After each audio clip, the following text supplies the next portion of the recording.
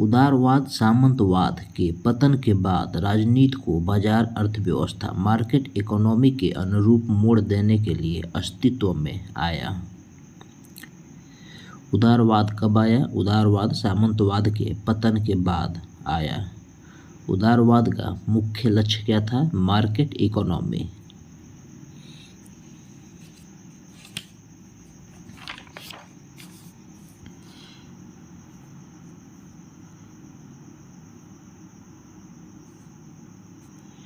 Basic tenets of liberalism. Basic tenets of liberalism. First, मनुष्य विवेकशील प्राणी rational creature है। मनुष्य विवेकशील प्राणी रेशनल क्रिएचर है। वह अपने विवेक या तर्क बुद्धि रीजन के बल पर अपनी और अपने समाज की प्रगति में योग देने की अपार क्षमता रखता है। मनुष्य रेशनल क्रिएचर है। वह अपने विवेक या तर्क बुद्धि रीजन के बल पर अपनी और अपने समाज की प्रगति में योग देने की अपार क्षमता रखता है।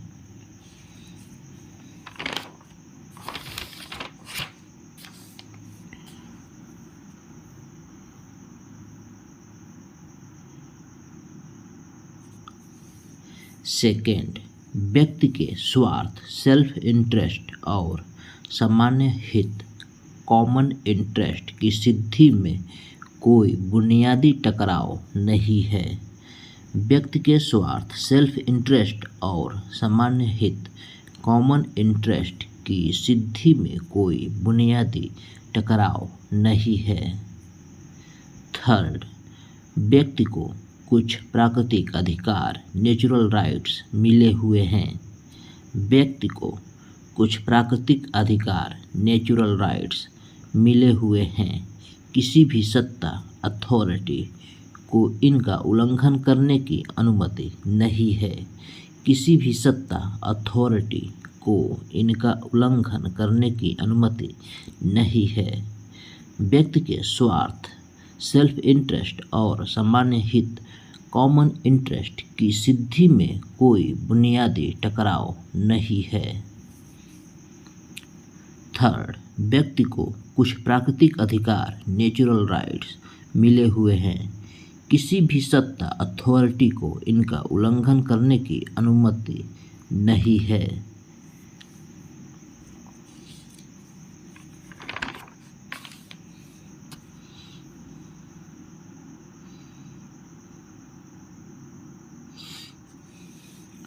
फोर्थ, नागरिक समाज सिविल सोसाइटी वस्तुतः एक कृत्रिम उपकरण आर्टिफिशियल इंस्ट्रूमेंट है। नागरिक समाज सोशल सोसाइटी वस्तुतः एक कृत्रिम उपकरण आर्टिफिशियल इंस्ट्रूमेंट है जिसका ध्येय मनुष्यों का हित साधन करना है। नागरिक समाज सिविल सोसाइटी वस्तुतः एक कृत्रिम उपकरण आर्टिफिशियल इंस्ट्रूमेंट है जिसका ध्येय मनुष्यों का हित साधन करना है। अतः उदारवाद केवल संवैधानिक शासन कॉन्स्टिट्यूशनल गवर्नमेंट को मान्यता देता है। किसी भी तरह के सत्तावाद अथॉरिटेरियनिज्म या पूर्ण सत्तावाद एब्सोल्यूटिज्म को मान्यता नहीं देता। अतः उदारवाद केवल संवैधानिक शासन कॉन्स्टिट्यूशनल गवर्नमेंट को मान्यता देता है। किसी भी तरह के सत्तावाद अथॉरिटेरियनिज्म या पूर्ण सत्तावाद एब्सोल्यूटिज्म को मान्यता नहीं देता।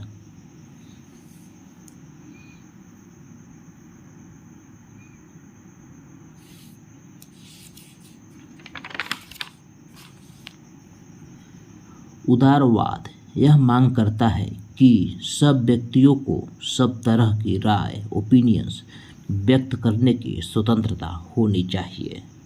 उदारवाद यह मांग करता है कि सब व्यक्तियों को सब तरह की राय ओपिनियंस व्यक्त करने की स्वतंत्रता होनी चाहिए और अभिव्यक्ति के प्रति सहिष्णुता टॉलरेंस बरती जानी चाहिए।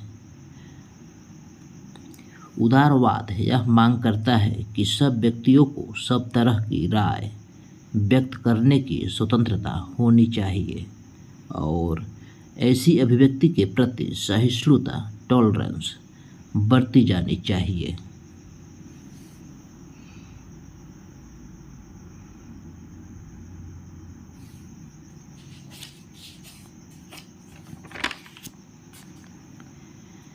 व्यक्ति की स्वतंत्रता पर कोई भी प्रतिबंध रेस्ट्रिक्शन केवल इस आधार पर लगाया जा सकता है कि वह दूसरों को वैसी ही स्वतंत्रता प्रदान करने के लिए आवश्यक होगा।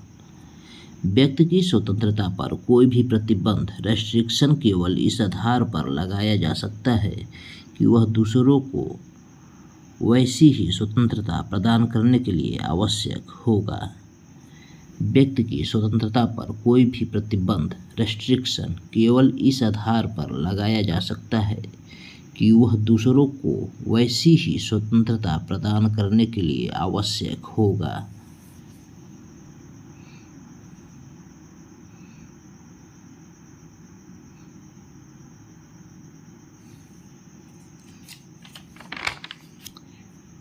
सिक्स्थ, उदारवाद अनुबंध की स्वतंत्रता फ्रीडम ऑफ कॉन्ट्रैक्ट में विश्वास करता है। उदारवाद फ्रीडम ऑफ कॉन्ट्रैक्ट में विश्वास करता है। इसके अनुसार कोई भी व्यक्ति केवल अपनी सहमति से ही किसी के प्रति कोई ऐसा दायित्व स्वीकार कर सकता है जिसमें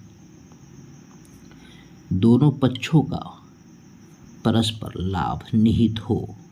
उदारवाद फ्रीडम ऑफ कॉन्ट्रैक्ट में विश्वास करता है।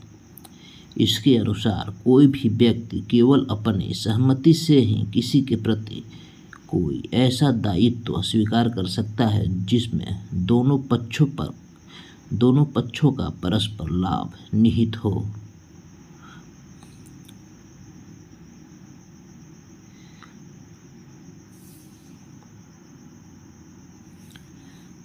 सामाजिक लेन देन में व्यक्ति की गरिमा को कायम रखना उदारवाद का मूल मंत्र है।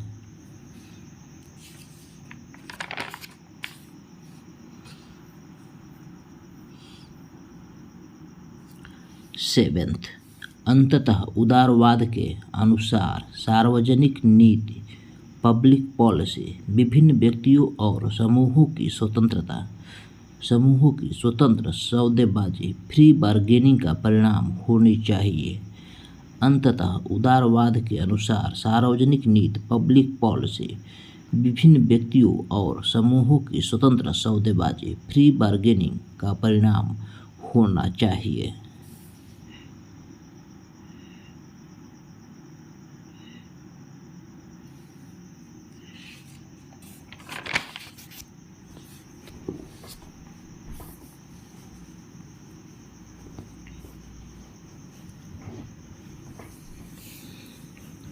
इस तरह उदारवाद के अंतर्गत बाजार समाज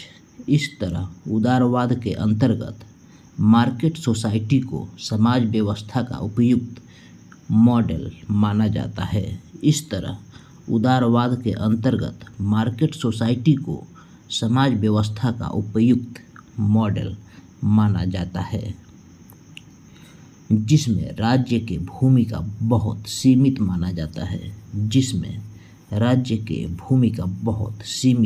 जाता है। राज्य से केवल यह आशा की जाती है कि वह व्यक्तियों को जीवन और संपत्ति की सुरक्षा प्रदान कर सके। राज्य से केवल यह आशा की जाती है कि वह व्यक्तियों को जीवन और संपत्ति की सुरक्षा प्रदान कर सके।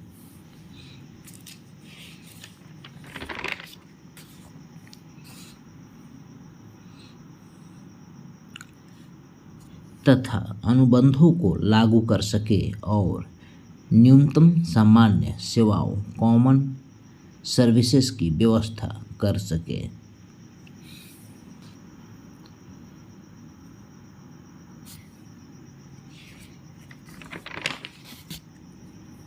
संक्षेप में उदारवादी चिंतन और व्यवहार के अंतर्गत दो प्रमुख विषयों पर बल दिया जाता है। संक्षेप में उदारवादी चिंतन और व्यवहार के अंतर्गत दो प्रमुख विषयों पर बल दिया जाता है। एक तो इसमें निरंकुश सत्ता को अस्वीकार करके उसकी जगह मनुष्यों की स्वतंत्रता पर आधारित व्यवस्था स्थापित करने का प्रयत्न किया जाता है। एक तो इसमें निरंकुश सत्ता को अस्वीकार करके उसकी जगह मनुष्यों की स्वतंत्रता पर आधारित व्यवस्था स्थापित करने का प्रयत्न किया जाता है।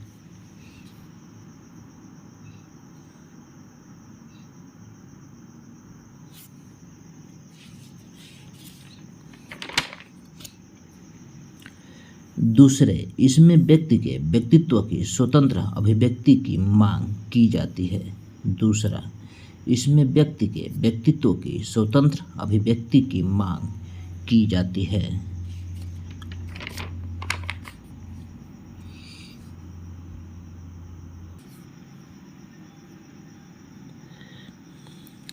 Classical liberalism.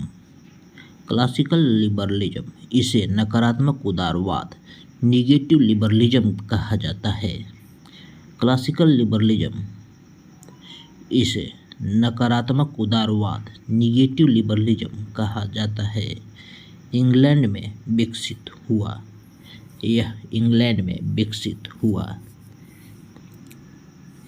यह व्यक्तिगत अधिकारों की संवैधानिक सुरक्षा की मांग तक सीमित था। यह व्यक्तिगत अधिकारों की संवैधानिक सुरक्षा की मांग तक सीमित था। क्लासिकल लिबरलिज्म, इसे नकारात्मक उदारवाद निगेटिव लिबरलिज्म कहा जाता है। यह इंग्लैंड में विकसित हुआ। यह व्यक्तिगत अधिकारों के संवैधानिक सुरक्षा की मांग तक सीमित था।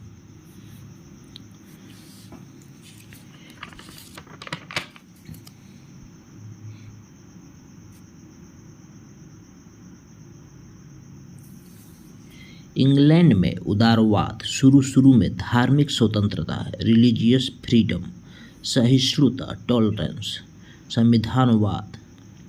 इंग्लैंड में उदारवाद शुरू में धार्मिक स्वतंत्रता, रिलीजियस फ्रीडम, सहिष्णुता, टॉलरेंस, संविधानवाद, कॉन्स्टिट्यूशनलिज्म तथा राजनीतिक अधिकारों, पॉलिटिकल राइट्स की मांग के रूप में सामने आया। इंग्लैंड में उदारवाद शुरू में धार्मिक स्वतंत्रता, religious freedom, tolerance, constitutionalism, political rights की मांग के रूप में सामने आया और 1688 की गौरवमय क्रांति हुई। और 1688 की गौरवमय क्रांति इंग्लैंड में हुई। इंग्लैंड में उदारवाद शुरू में धार्मिक स्वतंत्रता, religious freedom, tolerance, constitutionalism, political rights की मांग के रूप में सामने आया और बाद में 1688 की गौरवमय क्रांति हो गई।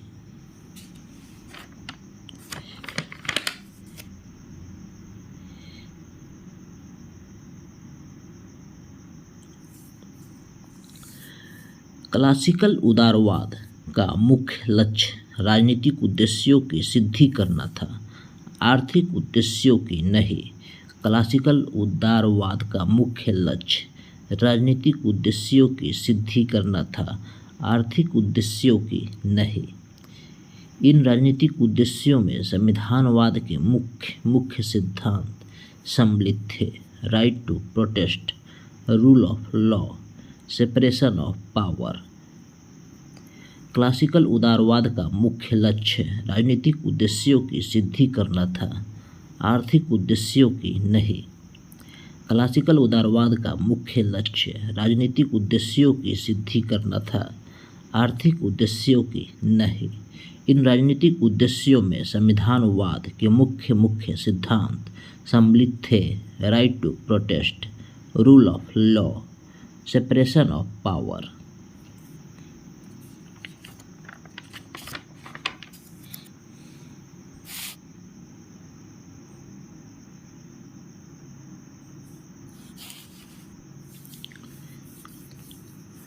क्लासिकल लिबरलिज्म के अंतर्गत व्यक्ति की स्वतंत्रता की रक्षा के लिए राज्य की नकारात्मक भूमिका पर बल दिया जाता है। क्लासिकल लिबरलिज्म के अंतर्गत व्यक्ति की स्वतंत्रता की रक्षा के लिए राज्य की नकारात्मक भूमिका पर बल दिया जाता है। व्यक्ति की स्वतंत्रता की रक्षा के लिए राज्य की नकारात्मक भूमिका पर बल दिया जाता है। दूसरे शब्दों में यह प्रहरी राज्य नाइट वॉचमैन स्टेट का समर्थन करता है।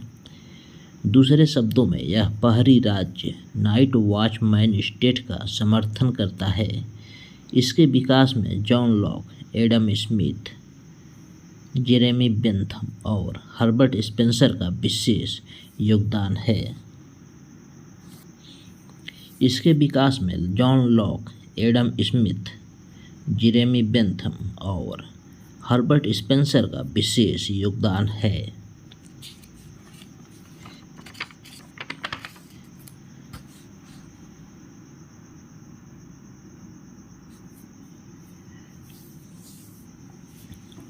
John Locke, he is the father of liberalism. He said that man is rational creature. He focuses on reason. He talks about natural rights, right to life, liberty and property. He supported private property and he gave the right to resistance. He gave the right to resistance. John Locke, father of liberalism, man is rational creature, focus on reason, natural rights, right to life, liberty and property. Private property का support किया, right to resistance.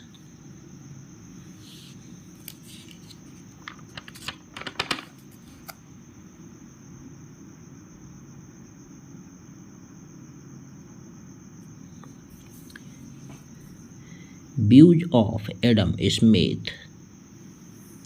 Views of Adam Smith, famous book Wealth of Nations. He gave the idea of laissez-faire and individualism. He gave the idea of laissez-faire and individualism. Concept of economic man. Concept of economic man. प्रत्येक व्यक्ति में बाजार की सहज प्रवृत्ति पाई जाती है। प्रत्येक व्यक्ति में व्यापार की सहज प्रवृत्ति पाई जाती है। कंसेप्ट ऑफ इकोनॉमिक मैन, प्रत्येक व्यक्ति में व्यापार की सहज प्रवृत्ति पाई जाती है।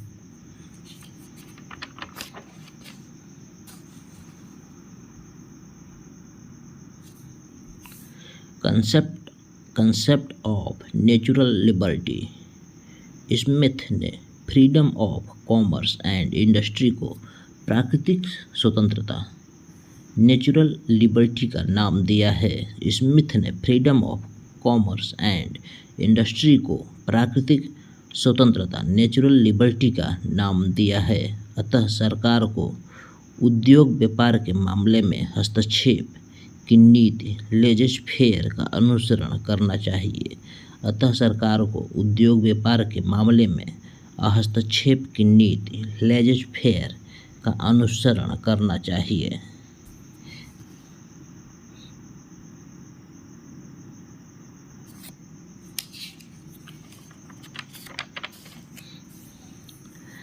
सरकार का कार्य विदेशी आक्रमण से राष्ट्र की रक्षा, न्याय का प्रवर्तन, सार्वजनिक निर्माण का कार्य जैसे जिसे निजी व्यापारी करने को तैयार नहीं। सरकार का कार्य विदेशी आक्रमण से राष्ट्र की सुरक्षा, न्याय की प्रवर्तन, सार्वजनिक निर्माण का कार्य जिसे निजी व्यापारी करने को तैयार नहीं।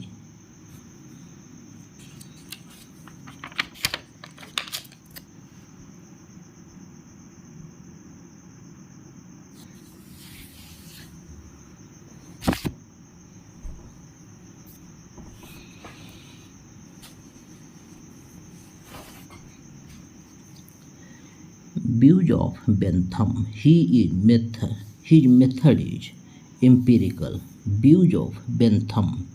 His method is empirical. He gave the concept of utility. Absolute expediency. Absolute expediency means greatest happiness of the greatest number. Absolute expediency means greatest happiness of the greatest number. Who talks about absolute expediency? Absolute expediency means greatest happiness of the greatest number. He talks about hedonism, सुखवाद. जो बात सुख को बढ़ाती है और दुख को रोकती है उसे उपयोगिता कहा जाता है. जो बात सुख को बढ़ाती है और दुख को रोकती है उसे उपयोगिता कहा जाता है.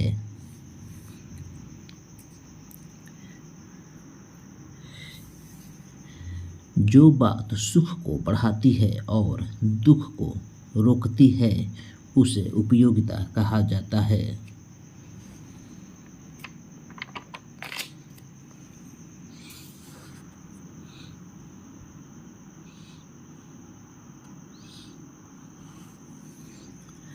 Principles of legislation. Principles of legislation.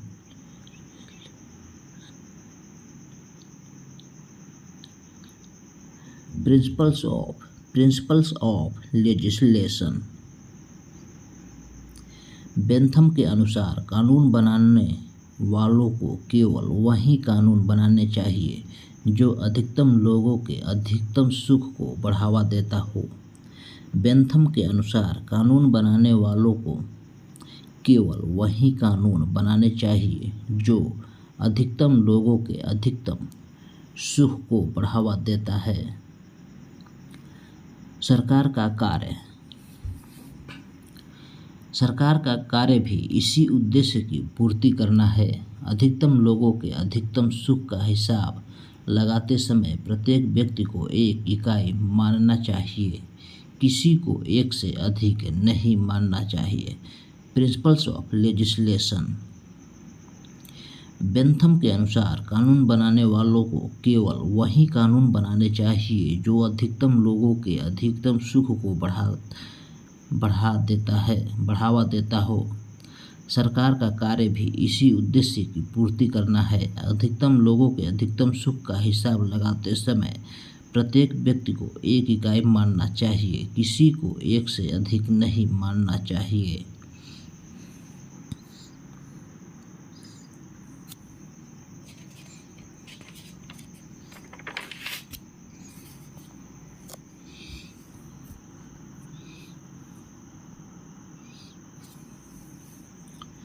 इस तरह बेंथम ने मनुष्यों की समानता पर बल दिया. इस तरह बेंथम ने मनुष्यों की समानता पर, इक्वालिटी पर बल दिया. इस तरह बेंथम ने मनुष्यों की समानता पर बल दिया.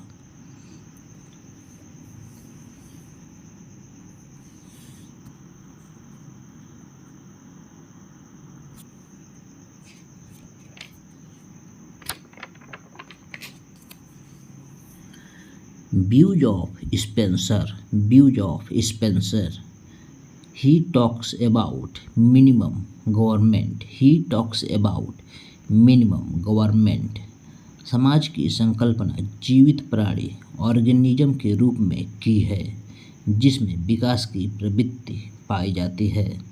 समाज की संकल्पना जीवित प्राणी ऑर्गेनिज्म के रूप में की है जिसमें विकास की प्रवृत्ति पाई जाती है. अकॉर्डिंग टू स्पेंसर, समाज रूपी जीव के जो अंग सुचारू रूप से कार्य न करे उनके नष्ट हो जाने में ही समाज का कल्याण है. अकॉर्डिंग टू स्पेंसर, समाज रूपी जीव के जो अंग सुचारू रूप से कार्य न करे उसके नष्ट हो जाने में ही समाज की कल्याण है. Views of Spencer. He talks about minimum government. समाज की संकल्पना जीवित प्राणी ऑर्गेनिज्म के रूप में की है जिसमें विकास की प्रवृत्ति पाई जाती है। अकॉर्डिंग टू स्पेंसर, समाज रूपी जीव के जो अंग सुचारू रूप से कार्य न करे उनके नष्ट हो जाने में ही समाज का कल्याण है।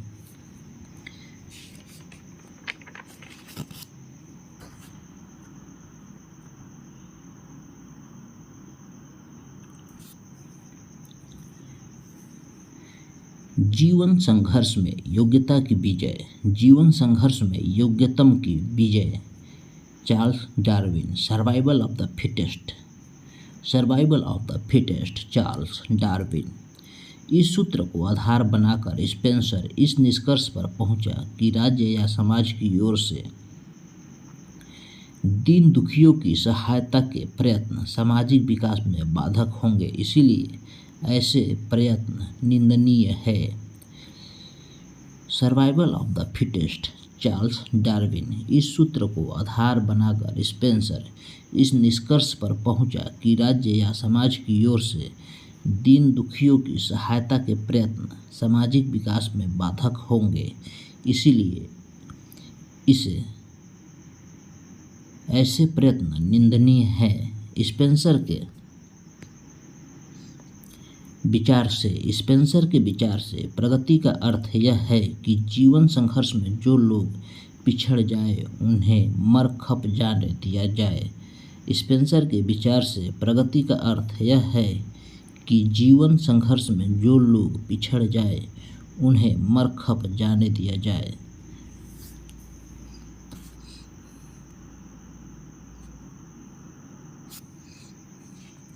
Our next topic will be modern liberalism. Modern liberalism अगले क्लास में भाग 2 में डिस्कस किया जाएगा। तो इस वीडियो में बस इतना है। Thank you.